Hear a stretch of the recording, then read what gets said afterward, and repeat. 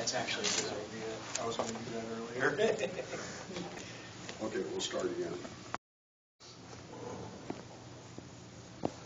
Well, thank you guys for coming tonight. We're going to be talking tonight about a subject that's very common in growing up and living life. The concept of fear.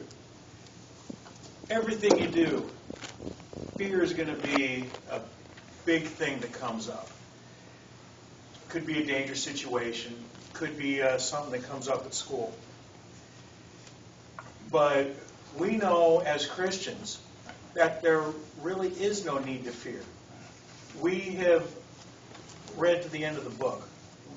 Because we've done that, we know that we win.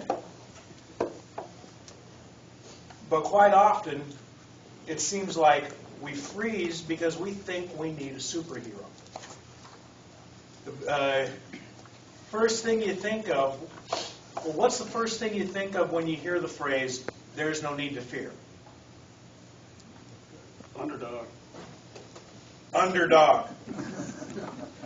The superhero, just like Superman, except Underdog lost energy. He had this little ring that he wore that contained, you flipped it open and there was a Underdog super energy pill. Well, we don't need that. We've got Jesus. There are a few other superheroes that we think about. If you look back through history, some of the best superheroes were animals. Can you guys think of a few? Lassie. Lassie, outstanding. King Kong. Here I come to save the day. That was one I came up with. Does anyone remember Up and Adam Ant? Okay. Now, we really don't need a superhero like that.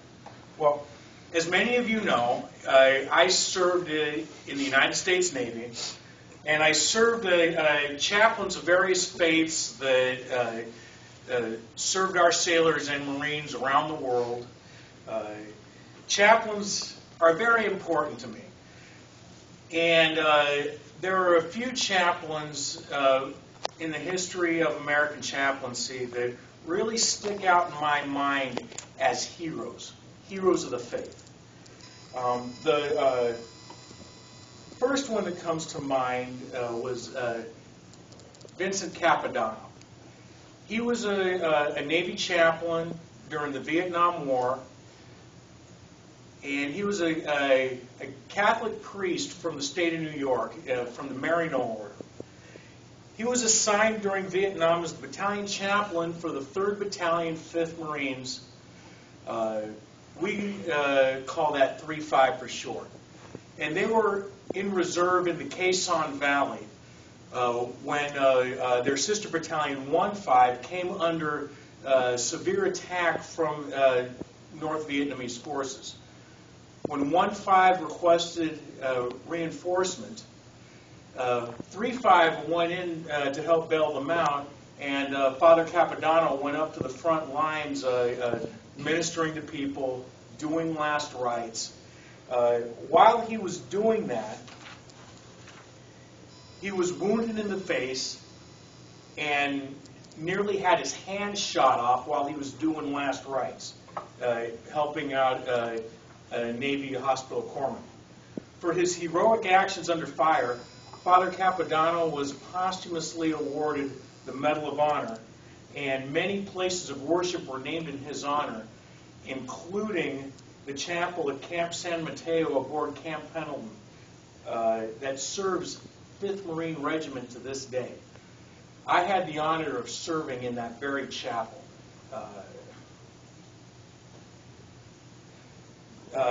People who've served in the military long enough have probably heard of the 4 chaplains.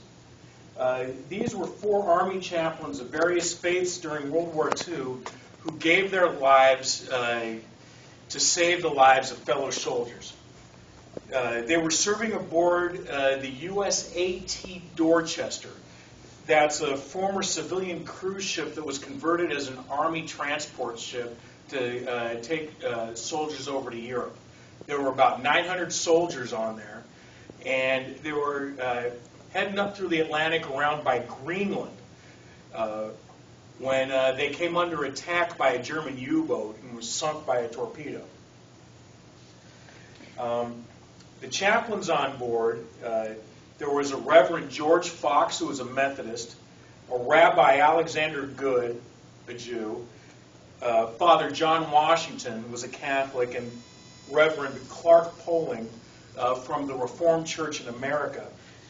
They helped to calm everybody down after the captain issued the command to abandon ship, and they helped organize the evacuation.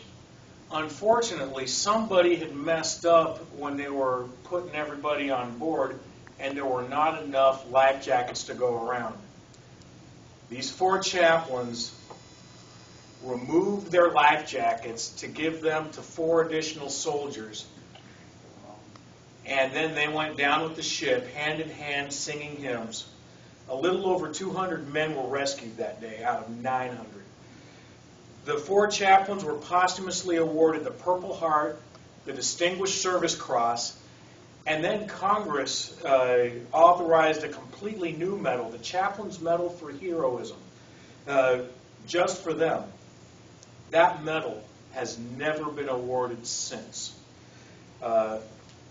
Ever since then, the military around the world remembers them with services on 3 February, as does the Episcopal Church.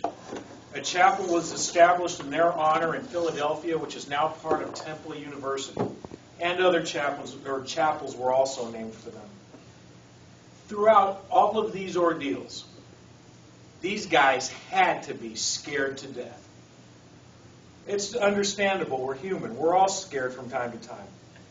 The Bible tells us about one such man in tonight's text. In fact, his fear caused him to literally freeze, and God was none too happy about it.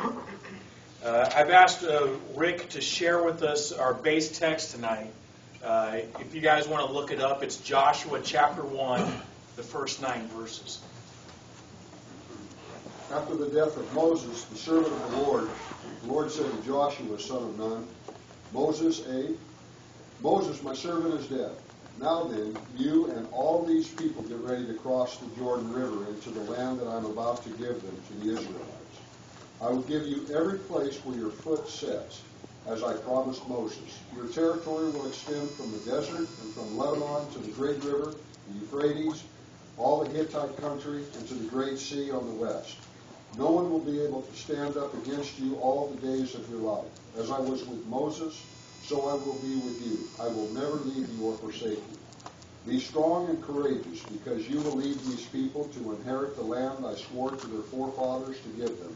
Be strong and very courageous. Be careful to obey all the laws my servant Moses gave to you. Do not turn from it to the right or to the left, that you may be successful wherever you go. Now, thank you, Rick.